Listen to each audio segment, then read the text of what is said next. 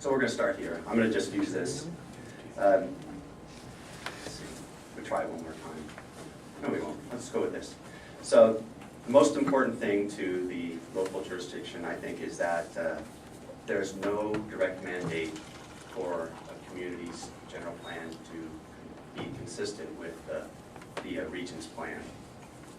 There are a couple carrots put into the program that would encourage that, as well as in many ways being a very good idea just to do that even without being a mandate. One is that there's streamlined CEQA processing. This should be attractive to developers. And there's also some funding that's very closely linked to SB 375 and the goals of SB 375. Well, the closest that there is to a mandate is that the housing element requirements, the 5-year cycle, which will become an 8-year cycle, that is being integrated into the process of the SCS, and it's going to be coordinated with the timing of the Regional Transportation Plan. So that's not a new mandate from SB 375, but it's an existing one that's being integrated and coordinated.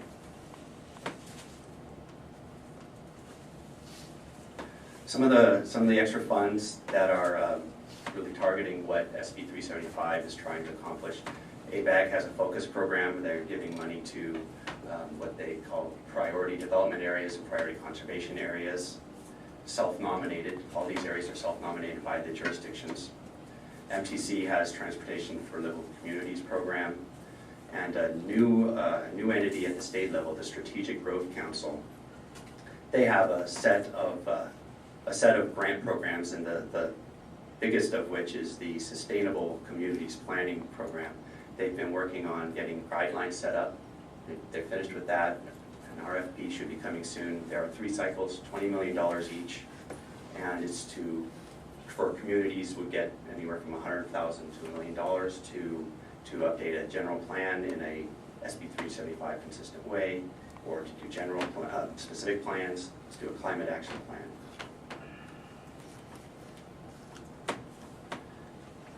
So it's not no local mandate, but local action.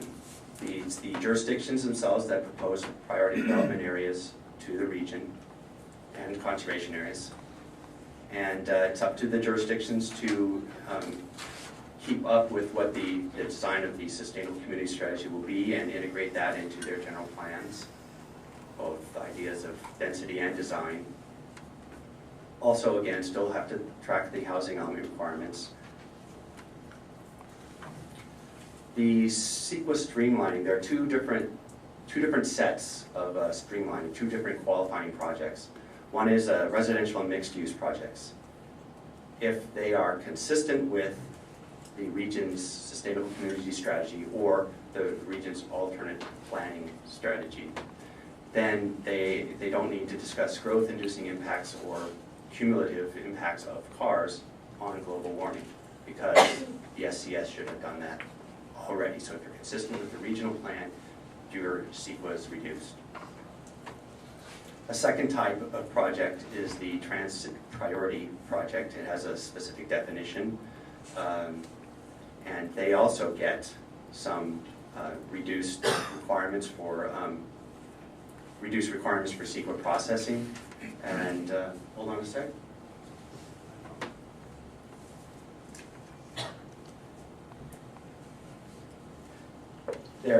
It varies depending on how far they go towards matching exactly what SB 375 is looking for.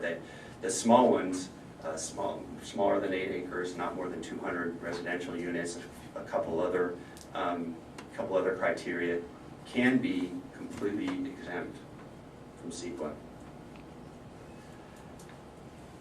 Another goal is to preserve rural areas. In a jurisdiction like mine, which is unincorporated, it's mostly rural. Priority conservation areas are the partner to priority development areas. There are 17 of them in Santa Clara County. Most were nominated by the Parks Department, and most are for trails. This last slide shows some of the sources of greenhouse gases in the bay. On the left, and on the right is sort of an impact of what sea level rise, where it will impact. On the left, the dark red areas are higher per household greenhouse gas production on a daily basis. And what it shows is that per household basis, city living has a smaller emissions impact. And then on the right, it shows what 1 meter sea level rise would look like in the Alviso area.